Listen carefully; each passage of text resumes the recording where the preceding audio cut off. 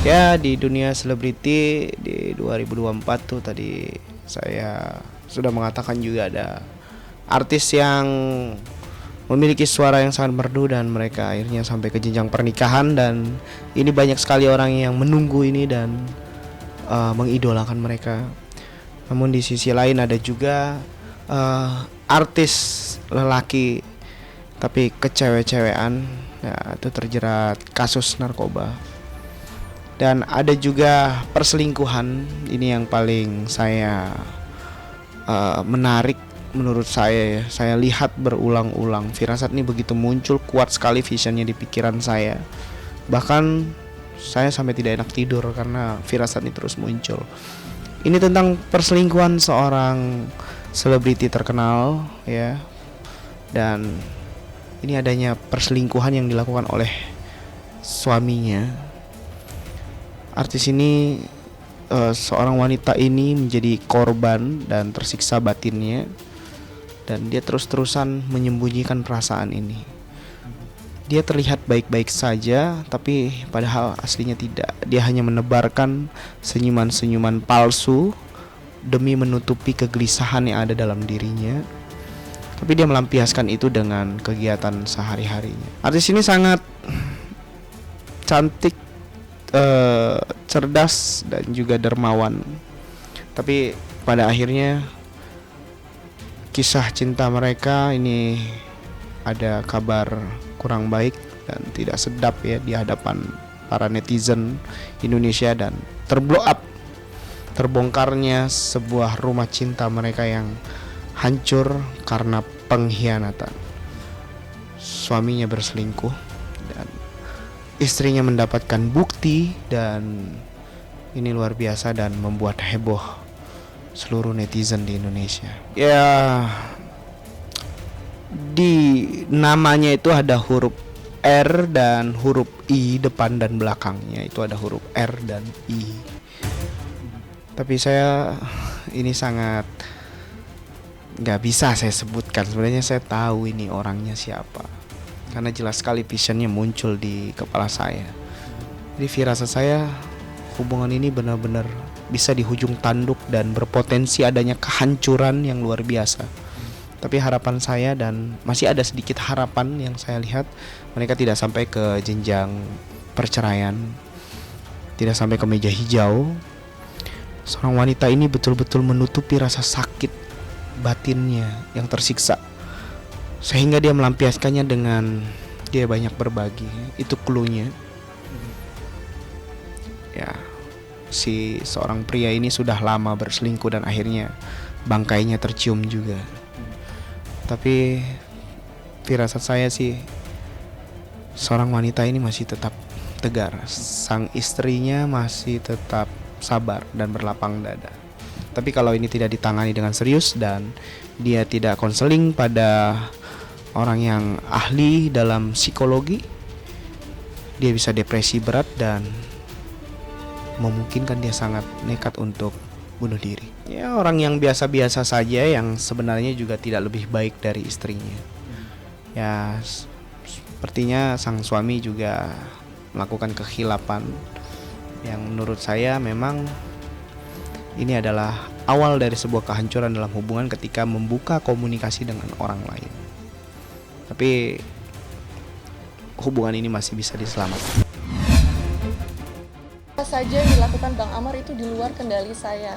Apalagi saya sama Bang Amar juga udah tidak tinggal satu rumah dari sekitar 8 bulan yang lalu. Tapi di luar itu saya tidak tahu menahu atas apa saja yang dilakukan Bang Amar di luar sana. Aku kecewa sama Ibel karena Ibel terus nuduh aku pakai narkoba. Padahal aku sudah berhenti pada saat pertama keluar dari lapas itu. Cuman kok Ibel tetap nuduh aku pakai narkoba.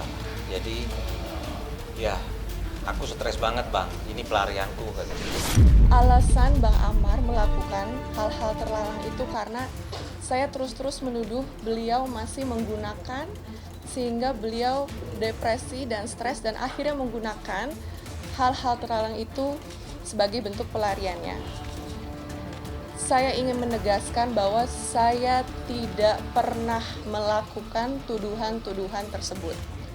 Kapasitas saya hanya mengingatkan beliau untuk terus melakukan hal-hal positif. Itu aja. Saya ingin menegaskan bahwa saya tidak pernah melakukan tuduhan-tuduhan tersebut.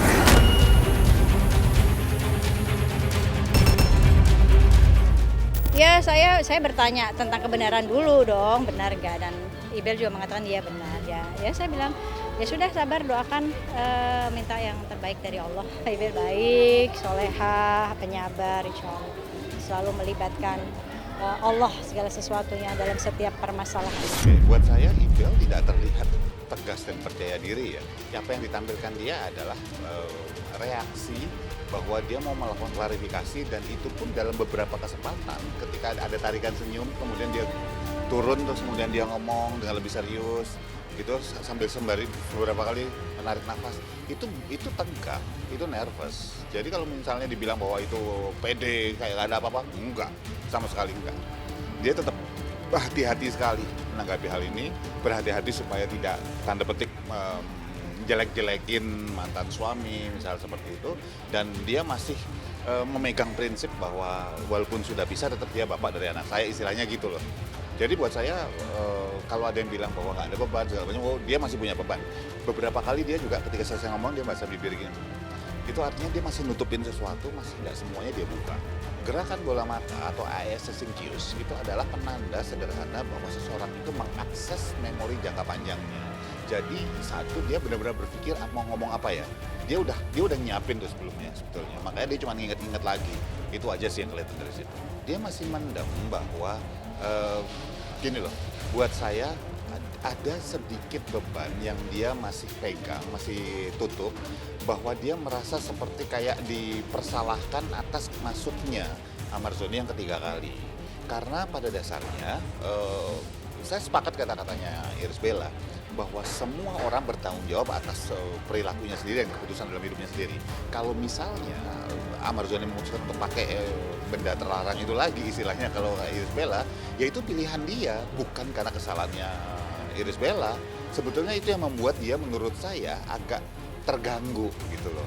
Jadi selebihnya ya dia masih berusaha tutupin sih. Di sini saya tidak ingin menyudutkan pihak manapun. Keputusan saya untuk berpisah dengan Bang Amar itu tidak hanya didasari oleh kasus yang menimpa Bang Amar belakangan ini yang kita semua ketahui. Tapi ada beberapa alasan pribadi lainnya yang tidak mungkin saya share ke ruang publik. Jadi saya harap rekan-rekan media bisa memahami dan semoga bisa paham bahwa biarkanlah itu menjadi privasi saya dan juga keluarga. Tentang proses perceraian yang sedang berlangsung, saya paham betul banyak sekali pihak-pihak yang menyayangkan keputusan saya ini. Tapi ya balik lagi ya, saya sendiri yang menjalankan. Dan saya yakin betul ini adalah petunjuk yang sudah Allah berikan kepada saya. Dan pengambilan keputusan ini juga bukan suatu hal yang mudah bagi saya, ini suatu hal yang sangat sulit, jujur sangat sulit gitu. Dan ini bukan suatu hal yang saya ambil secara gegabah atau tidak saya pikirkan secara betul-betul. Pencarian jawaban ini tuh butuh waktu yang lama, berbulan-bulan, setengah tahun lebih malah. Jadi saya pastinya mempertimbangkan semuanya, saya mikirkan segala konsekuensinya, saya terus bawa dalam doa-doa saya, dalam sholat malam saya juga gitu. Saya konsultasi, saya bertanya sama guru-guru saya juga pernah membawa Bang Amar juga untuk konsultasi sama guru saya. Jadi semua bentuk ikhtiar sudah saya lakukan semampu tenaga saya. Bahwa sebelum PK kedua dilakukan, tentunya kita kan harus melakukan langkah hukum dulu terlebih dahulu untuk mencari bukti-bukti yang ada sehubungan dengan PK tersebut. Kita berharap ada suatu novum yang kita bisa ajukan sebagai bahan PK kita. Kita kan mengatakan bahwa kasus ini kan penuh dugaan rekayasa. Bahkan rekayasa ini oleh ahli kita, Rimson sendiri sudah menyatakan confirm itu rekayasa, menurut dia. Kita kan selalu bilang dugaan, kan legal teknik gitu ya. Tapi Rimson sendiri mengatakan itu rekayasa. Nah, rekayasa atau tidak, tentunya kan kita harus buktikan kan gitu. Nah, kedua, bahwa untuk bisa mengajukan bukti-bukti ini ada aturan-aturan yang kita perlukan untuk itu. Ya, nah untuk itu kita harus memenuhi semua formalitasnya. Karena bukti itu umpamanya kan saya nggak bisa dapatkan tanpa ada dasar. Ya, sumbernya harus jelas, ya kan? Sumbernya harus jelas dan kesahihannya juga harus bisa dipertanggungjawabkan. Kalau palsu mungkin kan ada kemiripannya, tapi direkayasa ini sebenarnya ini aslinya, tapi sudah dimodified, gitu ya. Dimodifikasi, direkayasa dengan bentuk yang lain. Ya kan? Jadi ada barang itu yang sama. Kalau palsu kan barangnya lain mungkin ya, dipalsukan gitu. Tapi ini barangnya mungkin itu, tapi sudah direkayasa kontennya, isinya gitu. Frame-nya dan sebagainya sudah direkayasa, dimodifikasi sehingga tidak sesuai dengan aslinya. Ya boleh dikatakan juga ada kepalsuan di sana. Bahkan putusan hakim sekalipun mendasarkan putusannya itu pada adanya CCTV gitu. Nah, jadi kalau ternyata CCTV yang ditayangkan ini adalah merupakan rekayasa, otomatis dong semua bukti-bukti yang persidangan ini kan tidak valid lagi. Nah, ingat hakim kan memberikan putusan dengan tegas menyatakan secara sah dan meyakinkan menyatakan terdakwa Jessica Wongso terbukti bersalah.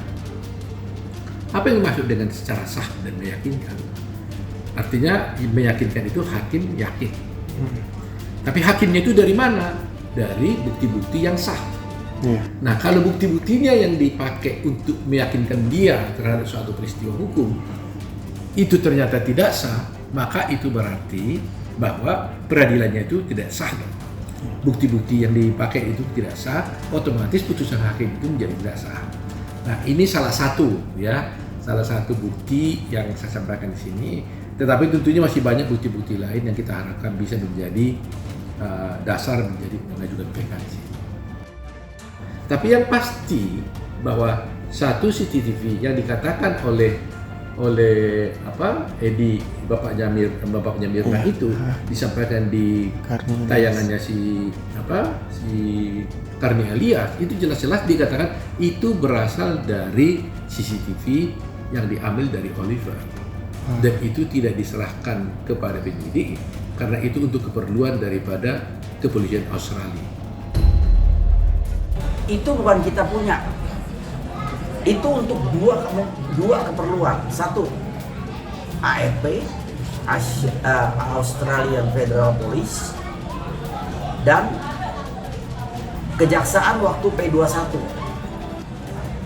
Pak Krisna Mukti. Itu sampai bawah itu cuma ditunjukin aja, jangan dipakai karena ini berkaitan dengan korps kepolisian. Apakah sedemikian itu jauhnya kepolisian Australia atau pemerintah Australia mencampuri hukum Indonesia? Kalau itu benar saja itu intervensi dong. Kita akan protes dong soal ini. Nah, ini juga mungkin kami akan menyurati pemerintah Australia dan ini kepolisian Australia tentang kebenaran daripada kata-kata daripada si Edi Salih ini.